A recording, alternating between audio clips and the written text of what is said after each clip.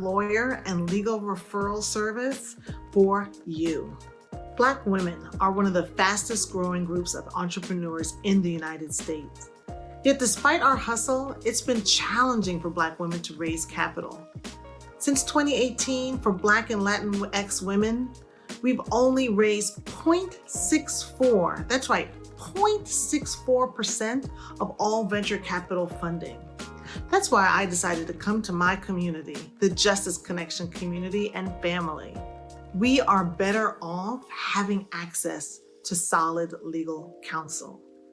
It makes our community stronger, our families more secure. We're able to defend ourselves if anything should arise. It's important to have someone who can relate to you, understand your background, and is culturally competent to handle your issues.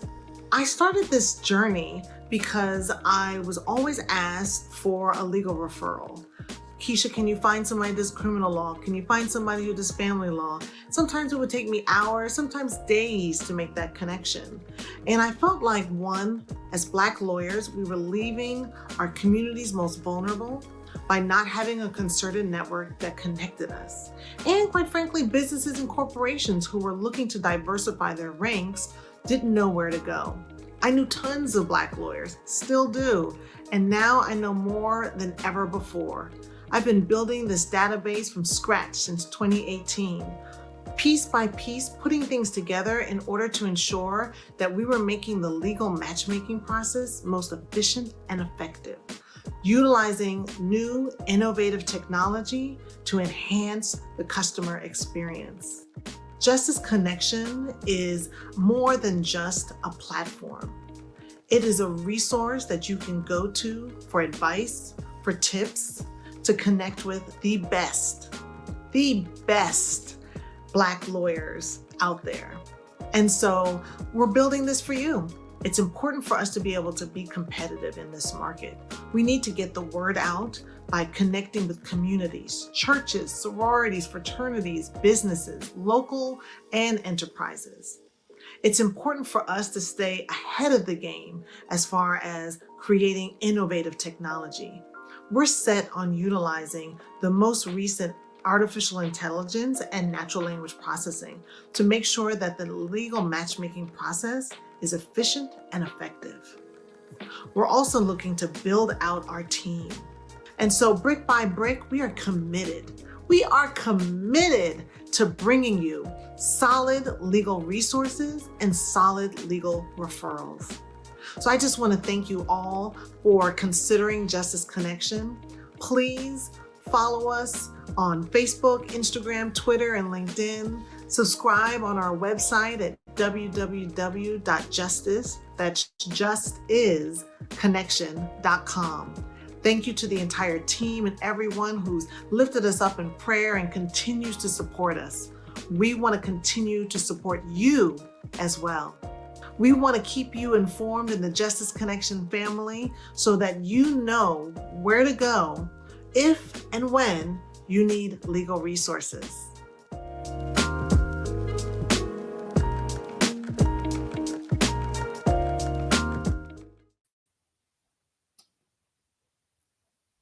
Hello, hello, Justice Connection family. It is so good to see you. I'm going to play a little video in honor of the month that we're in. If I can get my producer to hit on, there you go. You can hide me and just play the video.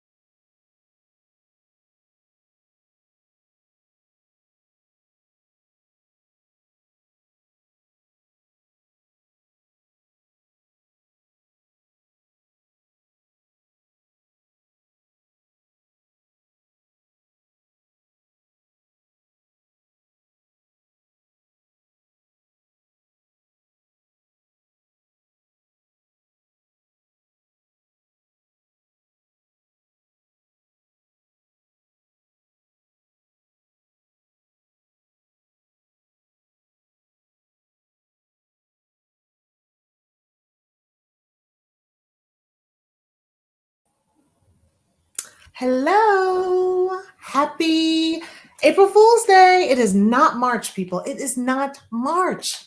We're already in April. Didn't you get it? It said Melon in March. It's really April. But I wanted to share that slideshow with you of some of our greats, right? Some of our great champions in the law. And we started it off with Vernon Jordan. And Vernon actually left us this year. He passed away, but he was probably most lately known as his role as a confidant of the Clintons, right? But he was a heavy, heavy, heavy, heavy political operative, lawyer extraordinaire, who was big in connecting Black people um, to new government opportunities, politics, you name it. He was in business all over. He was a proud member of Metropolitan AME Church in Washington, D.C., and we honor his work and his legacy. And second up, I thought was perfect for tonight also, it was attorney Ben Crump, right? And we know attorney Crump has been in the news for so many of the civil rights police brutality cases that have been plaguing our country. Not a new thing, right? We know that this has been going on from the beginning of time in this country. And only recently have these incidents, these of brutality, been captured on film and put before the national media. And so we, as you know, are watching, some more than others, right? The murder trial of officer or ex-officer who killed Brother George Floyd, Derek Chauvin, right? So we thank Ben Crump for all the work that he does and the legacy that he is building. And you know, every week we'll be bringing you some lawyers to kind of whet your palate, learn about those past and present, right, who are shaping the law and changing so many dynamics of how our society governs, and lawyers are behind it. So we want to share that and enrich all of us with that information.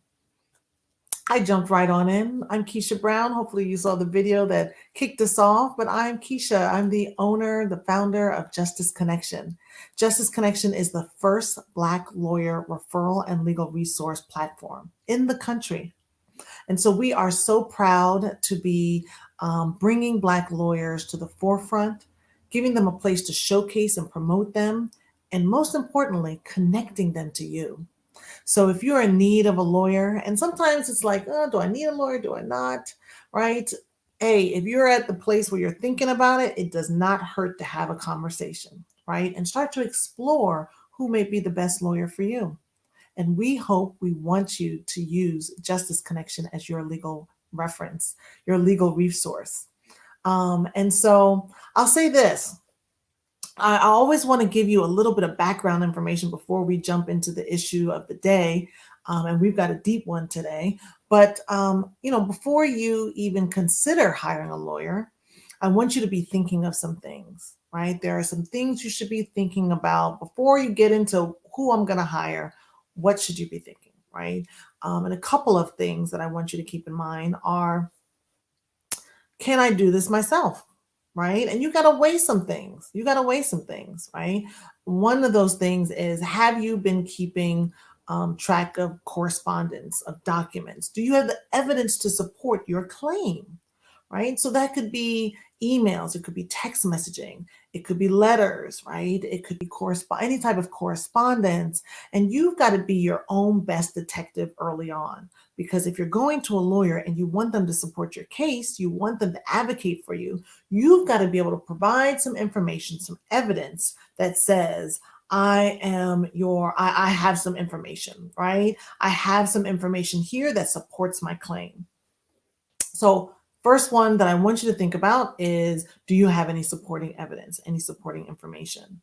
Another one that I want you to think about before you take the case is this going to cost me more to do it myself, or is this going to cost me more to hire a lawyer, right? And sometimes we get a little gun shy when we think about how much it costs to employ legal counsel. And I'll tell you, legal counsel is priceless, right? Because you are paying not just for that moment of in the court or in that moment in settlement, you are paying for somebody who is able to analyze, who is able to strategize, who knows the law and is able to apply it to your unique situation, right? Oh, cases, there are similar things of divorce and custody and even criminal defense, but your situation is unique, right? There's only one you.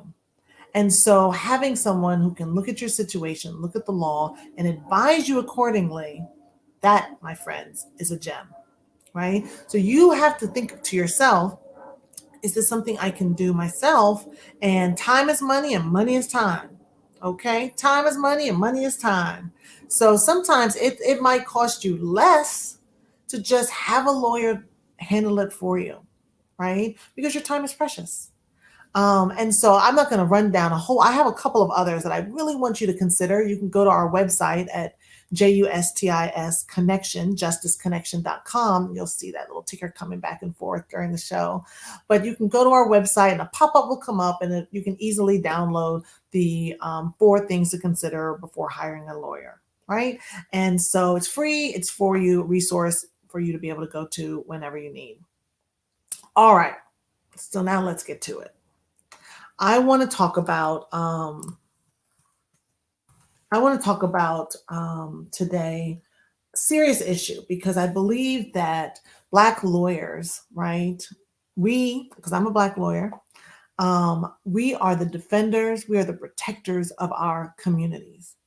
We are the ones who know the law, who have been trained in the law, who have read the law, research it, and know the role of the law and how the law can interplay in any situation. Now, let me be clear. All lawyers don't know all laws, right? There are a lot of laws. There are federal laws, there are state laws, there are local laws, there are county laws, there are city laws. It's a lot of laws, y'all. So, but a lawyer can, based on their practice, right? Was when you practice in an area of law, you are constantly learning the law. You are constantly learning the interpretation of the law, right? Which evolves over time often, depending on the law, especially. You are learning the letter of the law, what it says, right? What the meaning is as read. You are learning the application, right? And so all of those things come into play. We're Black lawyers. We are the vanguard for our community. And this one particular aspect that I want to dive into this evening is regarding businesses, contractors, to be specific, right? So for those who don't know, right, the city employs contractors to build, contractors to construct, contractors to repair, all types of stuff. Black contractors matter. I love that, right? And so the city employs these contractors, and they oftentimes, quite frankly, put out large proposals. And if a proposal is large, meaning it has many components, then a large company, which is known as a prime, usually will then bid on that, right? And then they will have subcontractors, smaller companies that will work with them. So we're going to talk about Black contractors who are on city contracts, and we're gonna focus on Baltimore City tonight. But I want those, no matter where you're looking, this applies around the country. This is not particular to Baltimore City. This is happening in the South, and the North, and the West. It's happening on large metropolitan city contracts. It's happening in rural towns. It's happening all over where Black contractors, we got to make sure that Black contractors are getting their due. If they're on a contract, they deserve to be paid just like anybody else. And y'all, we always know there's always got to be an extra step, an extra hurdle, extra mountain. Sometimes it feels like that we have to go through. But there is relief. There are laws. There are advocates. There are people who know and who are on your side. So I want to bring an amazing woman to the stage, Tamara Brown. No relation, but you know how it goes, folks. Us Browns, we got to stick together, y'all. So Tamara, hello, good evening. Good evening. Hi, how are you? Here we go. We can hear you now. Well, I'm well. It's so good to connect with you and Yes. be able to have this conversation, right? I'm really eager to sort of break it down and we can take our time with this a little bit so that folks really get an understanding of what the issue is overall and what's going on right now, right? So usually I will say this is very special, y'all, very special, because we usually have lawyers on here. But Miss Brown, I'm gonna tell you, right? She is a dynamo and she's about to be a lawyer. Right? Someone who has come into the legal field. So I'm not big on reading big bios on folks, but what I'd love for you to do is just be able to two things. So usually I ask lawyers to tell us where they went to law school, so everyone knows they're legit, and then why they went to law school, why they became a lawyer, why they chose law as their profession, right? So if you could share where you're in school and why law? Why law? So I graduated already from law school from the University of the District of Columbia. And I graduated back in 2016, actually. So Okay. yeah, so I chose law. I'm actually married to an attorney, and he's been an attorney for over 20 years now. So I initially started my career I went into the military, and Mm, then I was in IT project management. And then I felt like something else was calling me. The law was calling me for whatever reason. I just didn't feel fulfilled, and I'd encountered so many injustices myself. Running even with the police and racial profiling and things of that nature. So I decided that I was going to go to law school. And so I went to law school, and I went to a law school that was about social justice. I mhm, particularly mhm, mhm. picked the University of the District of Columbia because it was in my heart to do advocacy, and that's what they promote. And they had great clinics and hands-on where I got an opportunity to start my advocacy in law school. And so Excellent. yeah, I really enjoyed that. Yeah. And look, I think by the time you graduated, you had just missed your first Black female dean, Dean Hutchins, who is there.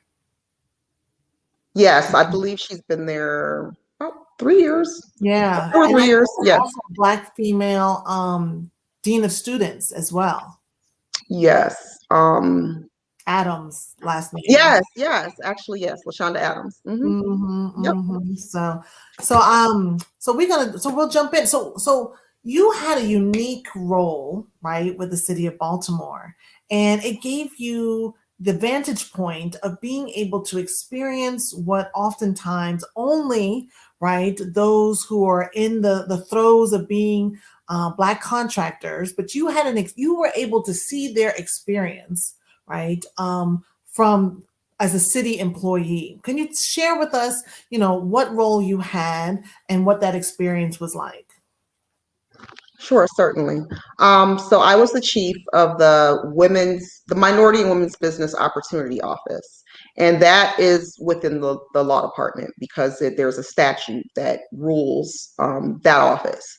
So they have us embedded within the law department, and I ran that office that certifies minority businesses, and we're also doing compliance on the contracts and setting goals for those contracts.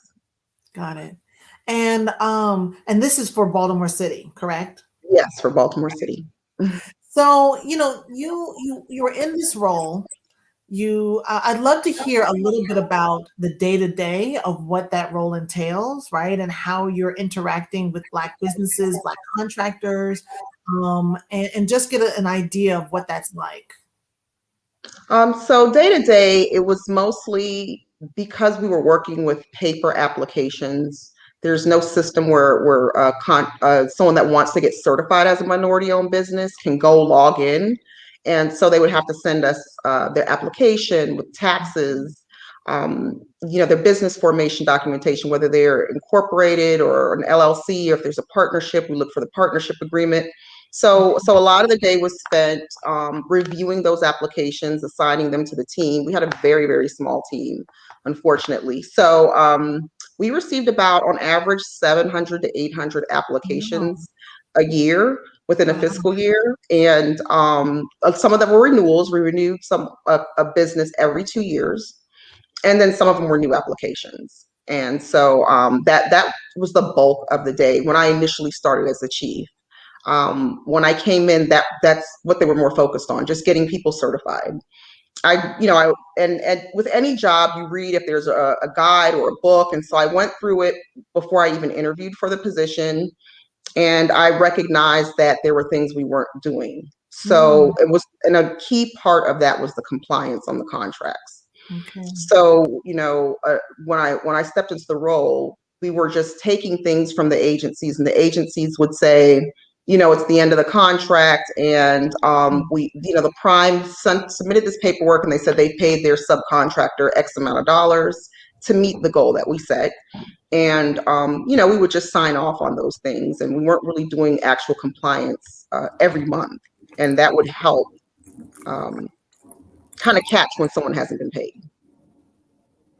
Got it. So you focus on two parts, if you will, certification and compliance, right? So on the certification side, 700 Black businesses or MBEs, because it doesn't all have to be Black, but 700 MBEs being certified every year sounds like a robust number, right? It sounds like there's a vibrant ecosystem of Black or MBEs, minority women, and so-called businesses who are looking to work right with the city.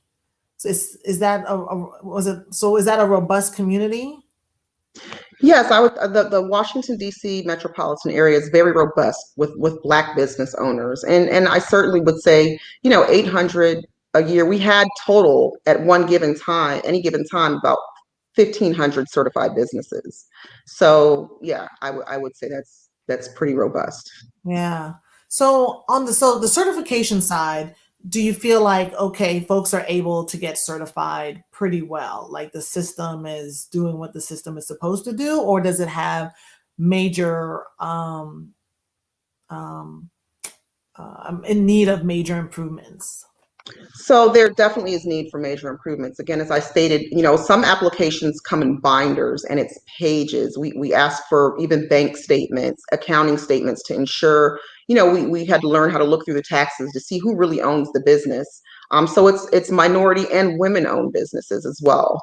And so it's a lot of work to just go through one application. Sometimes it takes an investigation. And at the time, we had one investigator, and you would have to have an office in the market area. And the market area for Baltimore City was Baltimore County, it's Harford County, some surrounding counties, and the actual city of Baltimore. So Okay. we sometimes have to send the investigator out to go and make sure they're operating in that office, and they're actually using that space. Whereas they may be an out-of-state company that just, a lot of them had a lot of like virtual offices where no one was really there, but just wanted the certification to get the work.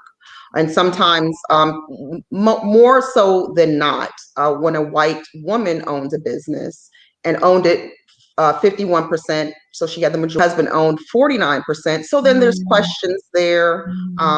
Sometimes you'd look at a lease and you'd see the husband signed it.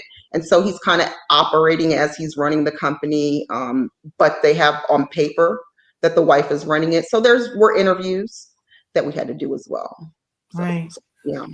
And one more question on this certification piece, right? Because it's the front end. So I didn't ask, and I apologize not giving you a heads up, but I'm curious. Do you know about how many of those businesses were Black, like roughly?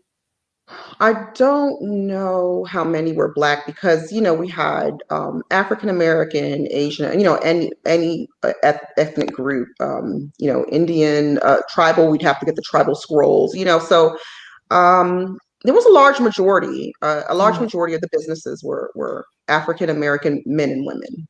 Got it. So let's jump into compliance, right? Let's jump into compliance. And that is where you've said that there's a big issue. And even yesterday, you led and helped organize a protest to bring attention to the issue of Black contractors not being paid by the primes that they are partnered with on these city contracts. Tell us what led to saying, hey, we need to get our voices heard and we're going to take it to the streets. It came down to, but when I left the office, I was actively working on penalizing some of the primes for not following the code, their breach of contract and things of that nature. And you'd have a lot of conciliation calls and phone calls between the prime contractor and the sub. And particularly the company that I was dealing with that was having an issue with the prime. And since I've been gone, they're still having the same issues, hadn't been paid in so long. And when you hear a business owner, a Black woman that's in the construction business, which is very rare, and running a business, and she's saying she's going to have to go out of business or borrow money from a family member, and the frustration comes in that the city could do something about it. And that was the frustration I had even when I was there. We can do more, but when politics kind of gets in the way, it makes it difficult. So that I got to a point where we had to go and start letting the politicians know we know it's a new administration, and letting them know now in the beginning that we have to make some changes. There's a pandemic going on. People are going to lose their businesses. They're borrowing money from family members. That's unacceptable when they've done work, and they should be paid for the work. And so there's a lot of tactics that go on to put our subcontractors, to put our businesses out of business. And unfortunately, it happens with out of state prime contractors. So it hurts even more, it hurts even more. So, so it got to the point where we had to organize and get together and just start the process, start a movement to ensure that our businesses are growing and getting paid and not having to borrow from their family members. Yeah. So here you are, 2021, right? The end of the first quarter of this year, and you are kicking it off, right? Ending this quarter with a protest. And let me pause for a second and make sure that I let everybody know that you're welcome to put in your comments, your questions, your thoughts. This is a heavy issue, right? That has been it ebbs and flows, and it depends sometimes on who's in the office and whose voices are crying out to be heard. And quite frankly, how do we do things different to get a different result, right? How do we? And so I want folks who are listening to be thinking about that. I want us to learn. I want us to listen. I want us to understand. But I also want us to be strategizing. I also want us, especially Black lawyers out there, I want us to be thinking about the laws that we know, the laws that are on the books, and as Tamara talked about, that are there for enforcement, right? And make sure that people comply with the law. How are we as Black lawyers showing up? How are we making ourselves available to our community to be able to access us as a resource to demand the justice and the due that we need? So Tamara, so here we are, right? And you talked about like the realities of people not getting paid, right? And how that affects them. What are ways that how is the law constructed that could allow for there to be better compliance?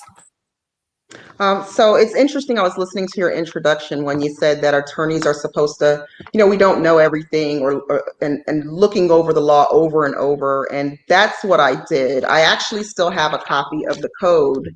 And I don't know if you can see all the tabs, when I was actively in the office.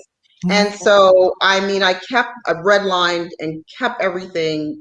So I was constantly learning every time I read this before I ever did anything. And any moves, any penalties, I would go through the code.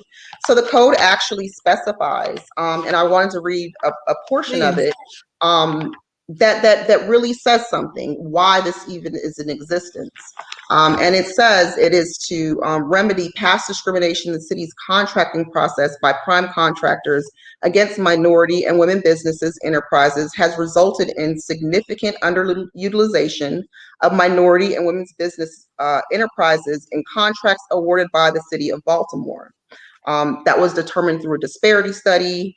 And it goes on to say that this discrimination has occurred in the major city contracting markets, constructions, commodities, architectural, engineering, and services, with the effect significant underutilization of these businesses So it talks about the past discrimination and the impact, and the way that you remedy this is you put goals based on the availability of a minority business. Okay.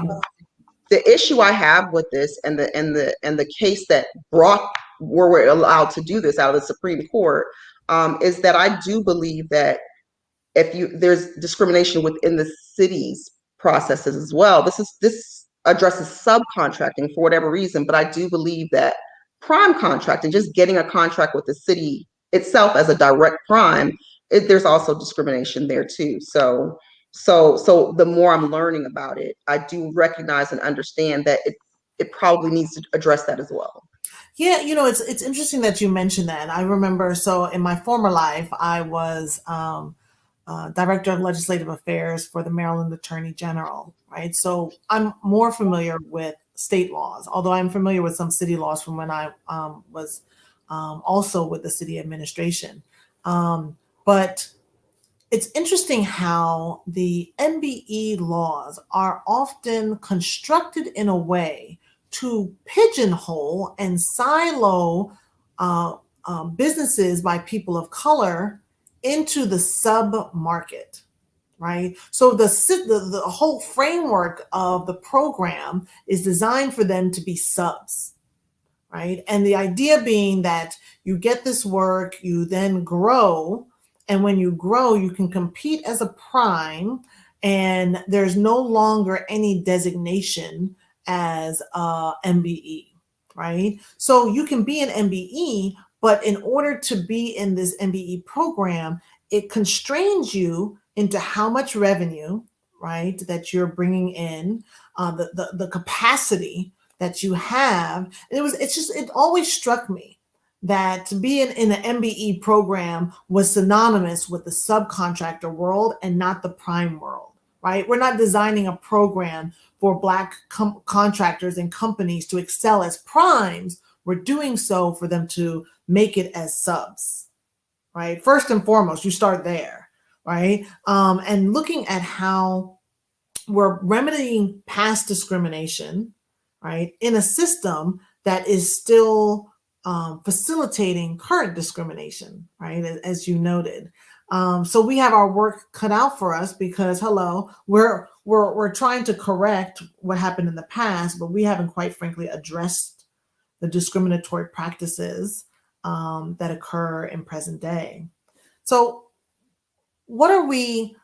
So you're reading the code, which is perfect, right? Because I want folks to know that this is based in the law, right? And when you can point to the law, it's hard for folks to then argue against what you're saying when you can point to the letter of the law. Whether it's happening or not, as Tamara talked about, like whether people are there enforcing it or not, when you point to the law, that is where we all should start, right? That's all the common ground there. And so the code is remedying past discrimination, as you said. So what about the part about compliance for MBEs and getting paid?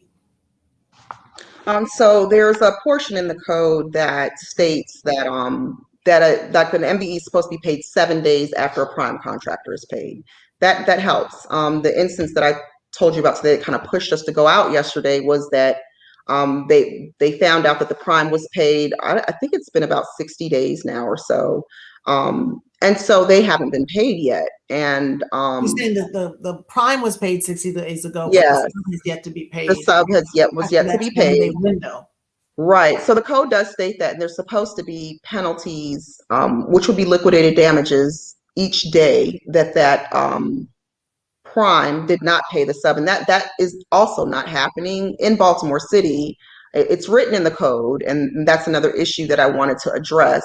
But the way the laws are written in the state of Maryland is you have to have that in the contractual language. Liquidated damages you can't just grab it from the air. You have to set a specific amount. If it's $10 every day you're late or whatever, or what have you. And so the contract with the prime would have to state that before we could implement that. Even though the law said we can do it, we never put that in the contractual language. That was something that needed to be addressed and worked on. And if it's $100 a day after that seventh day, on day 8, we penalize them $100, and it So adds up until the code doesn't specify what those exact penalties are. It just says they can be penalized. they're liquidated damages. You can implement liquidated damages. Yes. For every day they're late. Yes. Okay. Okay. So then we have so in your experience, were Black contractors coming to the office and saying, "Hey, I haven't been paid in 7 days as what is required by law," or did you not hear from Black contractors filing complaints? So you know what I mean? Are we getting complaints that are coming in saying, "Hey, folks aren't paying us in time," or is this just anecdotal? So it was a number of things. One, what I found interesting was a lot of the subcontractors, a lot of the minority businesses didn't know about the 7-day require, that they had to be paid in 7 days, because they would have a separate contract with the prime, and it would often conflict with the code. But it really came about. We would find out when they called us. And usually by the time a company called you and they hadn't been paid, they're in such a desperate situation. The challenge was when they would call, they often didn't want you to let the prime know that they were calling you because they were afraid of retaliation or they won't use them any longer. Right. So we would have to structure things as, again, if we had an online system that was tracking compliance that we did every month, every 30 days versus waiting to get a phone call from someone, then it would be the city calling the prime to say, hey, you're late. You're adding, these penalties are adding up. That way, a sub doesn't have to call and get into that situation in conflict with their prime. You always want to preserve that relationship, and that was very important. Right, of Yeah. course. Yeah. So why?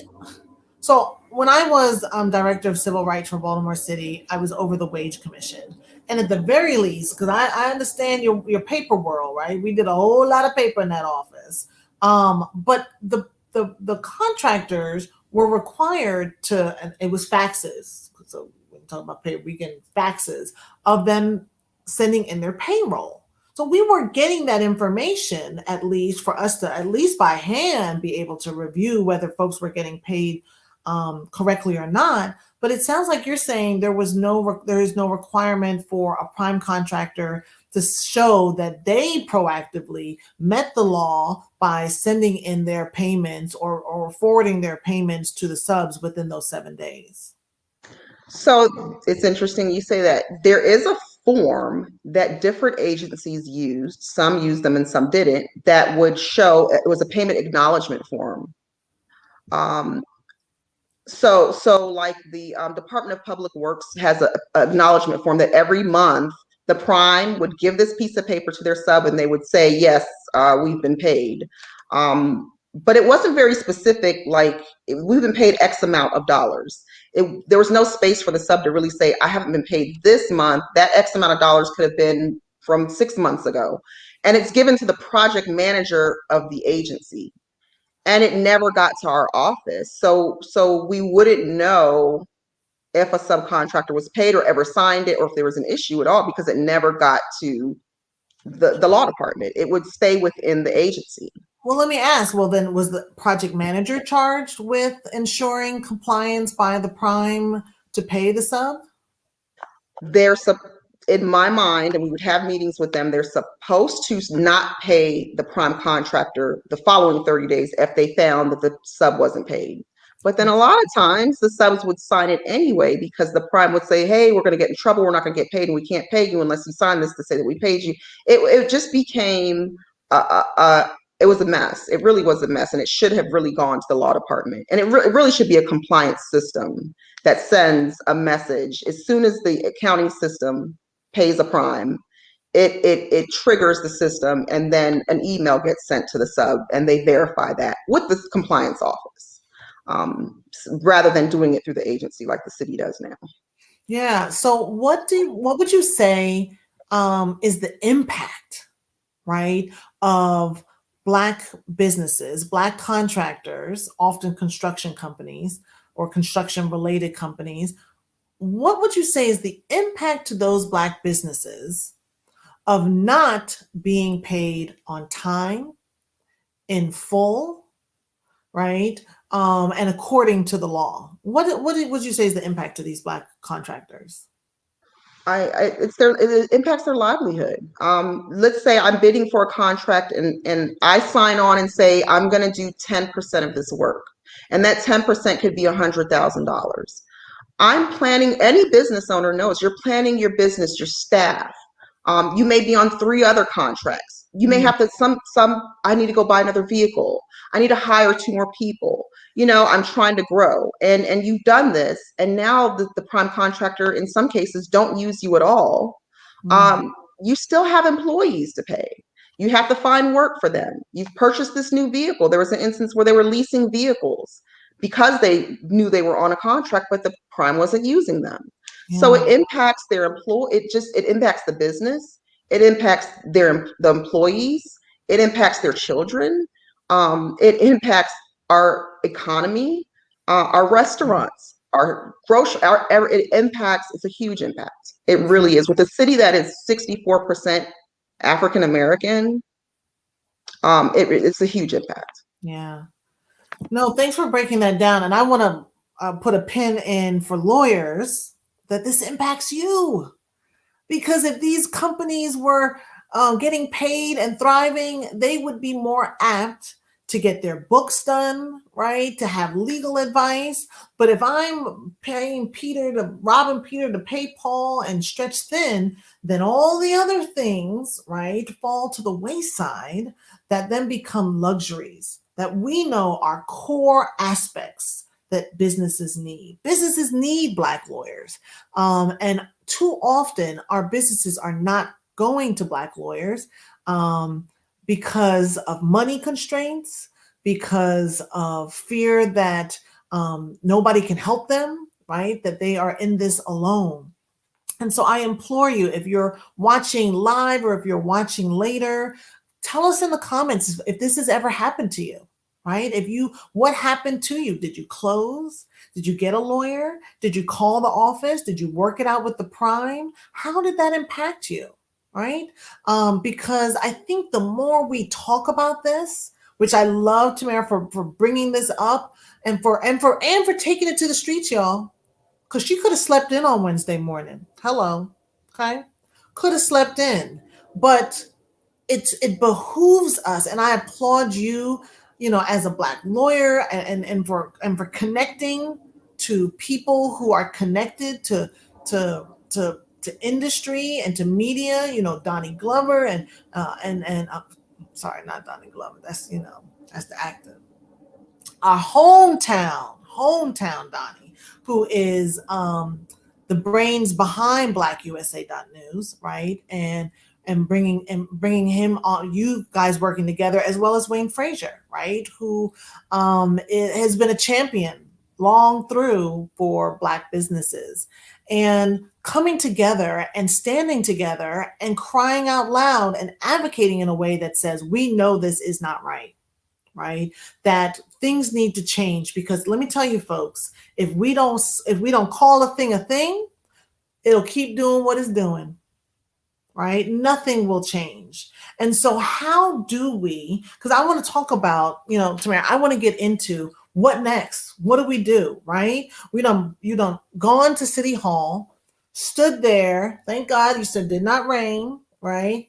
Um, and made your voices heard. Some people came, some people watched from afar, right? Some people waited to get the feedback to be able to know what went down, because not everybody, as you have, indicated, is able to be out front for fear that they'll be ostracized and blackballed or not brought into the contractor world, if they're a rabble rouser or a complainer. But at the end of the day, closed mouths don't get fed.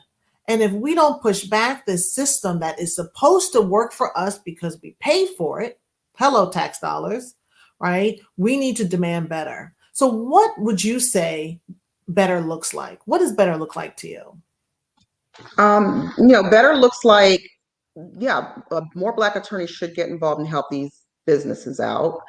They're reviewing contracts and they don't, have a Mm, legal background at all. Helping those businesses, even if you're doing some pro bono work, which everyone's required to do a little, you help grow that business, and later on they may be able to become a paying client when they grow and you help them grow. But what it looks like is seeing a business actually grow, starting and watching a business with 3 employees end up with 100, and particularly for this city, hiring our youth. We have issues with squeegee kids on the corners, or helping with the unemployment. Our unemployment rate in the state of Baltimore City is higher than the rest of the state, yeah. and But so. wait, I want to pause you because I ain't trying to fix all our problems, girl. We be here all night for But that. business fixes that. That when you I have just want strong to stick to business. the contractor not being paid issue, right? Because you have the law. Can you hold it up? Do you have it right there? You done tabulated, right? And it's thick, y'all. You see all the pages, right? It's a thick law that goes through sort of here are the rules. Here's what everybody's can access to learn, and how we're going to operate this program. How city contracts, how tax dollar money, taxpayer money, right, is going to help build and repair our city. And we want to make sure, that's what the law's saying, right? This is what people have put down on paper to say this is our priority. We're going to use this money to remedy past discrimination. And one way we're going to do it is to create a program that ensures that Black businesses in particular, others as well, but we're not going to get into that because we should be focusing primarily on Black businesses because we hold a very unique position in this country. We're going to talk about that later. But that Black businesses and others are able to be a part of these contracts that oftentimes big white companies dominate, right? So there's a law to bring them in. And we are saying here, and you have heard time and time again in your role as the director, and even now being still engaged as a community advocate, that this isn't going according to plan, or it's not going according to the letter of the law, right? And somebody somewhere, folks are dropping the ball, not doing what we need to be done, and we're not pointing no fingers. However, at the end of the day, we want Black folks paid. So how do we do that? And I'm not asking you to fix it over in the next 12 minutes at all. That's not fair to you either, right? But I want everybody who's listening in, because this is all of us. If we don't all come up with a solution, we're going to end up with the same thing we got and getting what we get. So how do we push back? How do we push, right? How do we demand? How do we make sure? How do we follow through? And how do we support? Because this isn't everybody's, everybody isn't to pick up the torch and go out there. There are folks who are doing the work. So it's also about supporting those who are already doing the work. But I digress. I want to hear from you as someone who has been in the trenches, and I'm sure you have thoughts around this. How do we do better? So we start with holding our leadership accountable, Okay. and that was part of our rally yesterday. I didn't want to call it a protest because I didn't want to freak everyone out. So Got it. it was a rally, and Yeah. so we brought attention to the issue, and so Right. our next step is I'm developing a list of very small direct demands, and they're coming out of here. It's so simple that I'm going to take the pieces that I know we're not doing and ask that our leadership implement that in the office, as well as staffing the office. So that's how we're going to start attacking that here. Is ensuring that they're just doing, I think they should start with what they have here that's been on paper for years. And so we're going to take small pieces that we think will be impactful and ask them to implement that, and to give us a schedule when they can do that. And then we'll take another piece, and then we'll just keep asking them to do it, and we'll hold them accountable. And then if they say they're going to do it in 6 months, Mm. in 6 months and one day, we're going to call them and say, hey, you haven't done it. We're going back out there again. We're going to bring attention to the issue. Yeah, I love that. So is there a coalition that is formulating? How can folks support these efforts, right? First Step Rally, check. Second step, specific demands. I love that. And the fact that you are, preparing that. How can folks be supportive? So we did start a Facebook page because people were asking how to be supportive. Wayne's organization, the Maryland Washington Minority Contractors Association, which has been super supportive. You can always reach out to them. We have Black Contractors Matter. It's a Facebook page that you can join, and if we're doing anything else, we'll post there. And so that's how they can reach out and help. They can always reach out to blackusanews.com. They're on the cusp of everything, and they know what's going on and how to reach all of us. And yeah, so we're gonna keep moving forward and try to make those announcements with Donnie. Yeah, he's very helpful. Awesome. So you have a Facebook group you said that's called Black. Wait, is it called Black Contractors Matter? Yes. Okay. Yep. We'll make sure we put the right intel. Awesome. So Black Contractors Matter, y'all. That's simple. Check it out, follow, join that group so that you can stay abreast, right? And it's not always about knowing the answer, but it's also about standing in the gap, right? And having folks' back. And it is impactful for Wayne and Tamara to be able to go and say, hey, we got 700 folks who have signed up in the past month alone hearing this, right? So if you're watching now, go to Black Contractors Matter, the Facebook group, join it so that you can stay abreast on the developments of what's going on in this issue. Excellent. Is there a way that, I don't want to create no spoilers, but is there a way that you could share maybe one of the specific demands that you're starting to formulate? Certainly. So I recognize the staffing of the office. It was impossible to do, to review 800 applications and contract compliance. So one of the first things, I did have an employment plan that I proposed when I worked for the city, and I'm going to just repropose and say this is what this office needs to succeed, and the software that it needs, which the city, coincidentally has already purchased. For whatever reason, they won't implement it, and that will make a difference. That's a start. Just resources. Gotcha. That's a great point, because oftentimes we can put something on the books, but if you don't put the money behind it to support it, it's just on paper, right? It's literally just on paper. And there's no sense in our forefathers and foremothers having done the rallies, done the protests, done the sit-ins, right? To get good laws written on the books and nothing be enforced, right? And for it to be just an empty book. So I love that. So getting resources to this office, you believe, is one of the first steps that the city needs to take, or any city, quite frankly, making sure that the office that is supposed to be doing not only certification but compliance has the resources to do what it's mandated to do. Yes, I actually did a study before I left for the fiscal year for the budget, and I looked at similar cities with similar population and similar operating budgets as Baltimore City. And I found that their budgets were almost 2-3 times as much for their MBE offices. And we were actually reducing our budget. The budget at that time was like $450,000 for our office. And a city like Charlotte was $1.3 million. So I demonstrated that to the administration to say we are actually going backwards, where other offices and cities were actually increasing their funding. Charlotte had just increased another $400,000, which was our whole budget, into their MBE office. So that alone, I wanted to show them this is how far behind we are. We're going backwards. We're taking out when we should be putting in.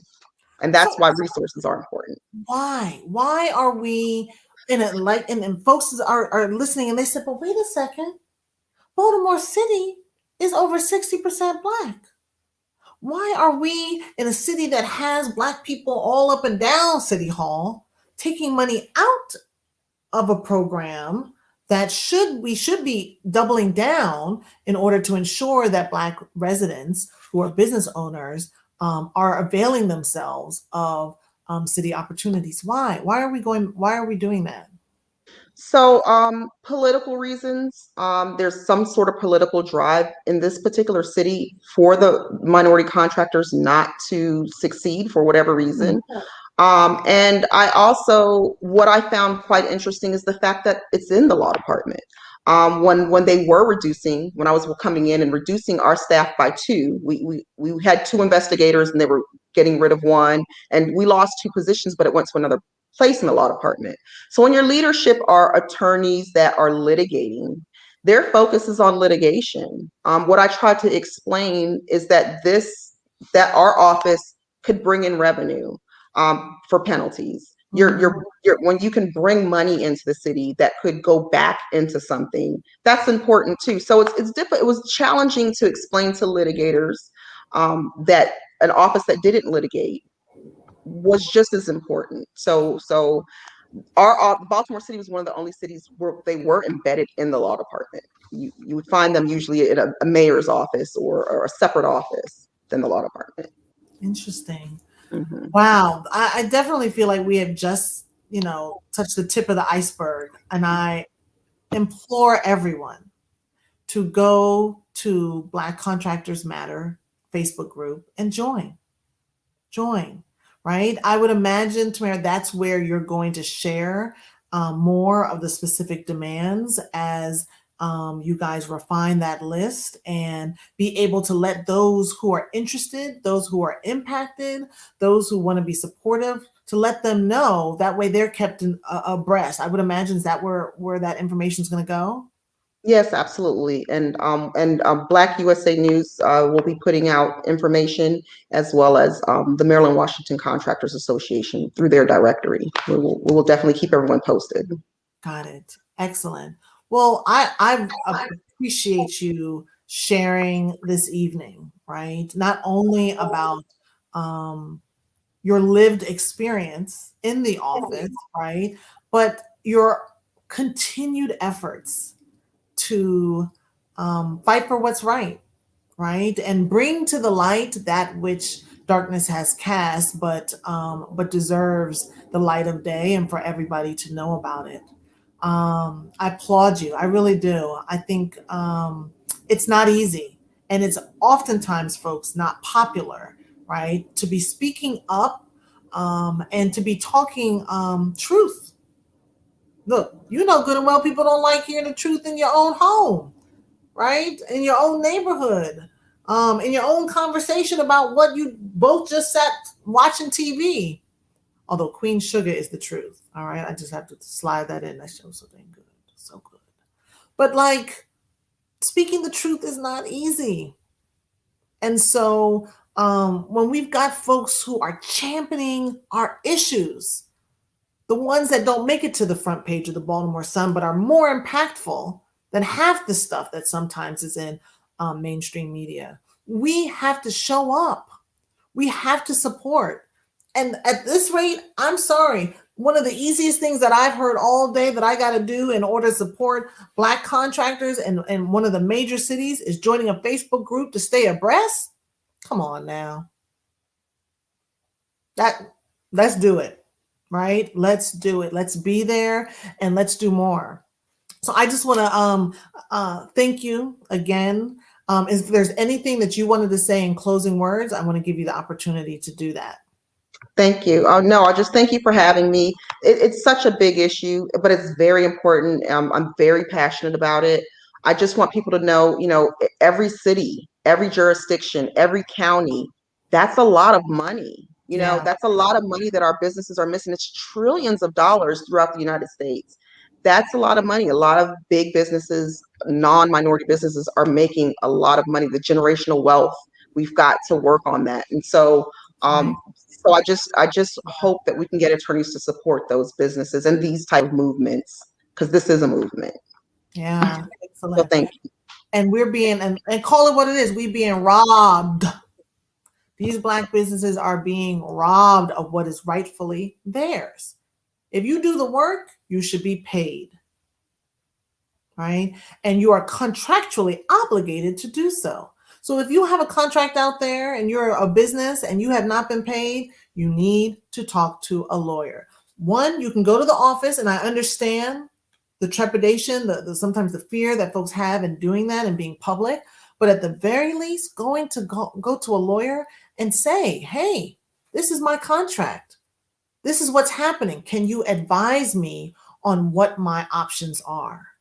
That's the value of having good legal counsel. It's someone to be able to advise you on your options and that empowers you to make the best possible choice for yourself, right? So you've got some options here, folks, right? You can go to justiceconnection.com, connect with a Black lawyer, have these conversations. They may be hard, but they are necessary. You are a business owner and you have to protect and fight for what's yours. And those who want to be in that fight and support that fight and call for greater justice, hey, Black Contractors Matter on Facebook. Join that group today, right now. So I thank you all for tuning in. I thank folks for sharing and keeping this conversation going. I'm Kisha Brown with Justice Connection on blackusa.news, and joined by Tamara Brown, our guest, no relation, although we sisters, we still sisters. But we thank you very much for joining and tuning in this evening, and wish everyone a peaceful night. Take care.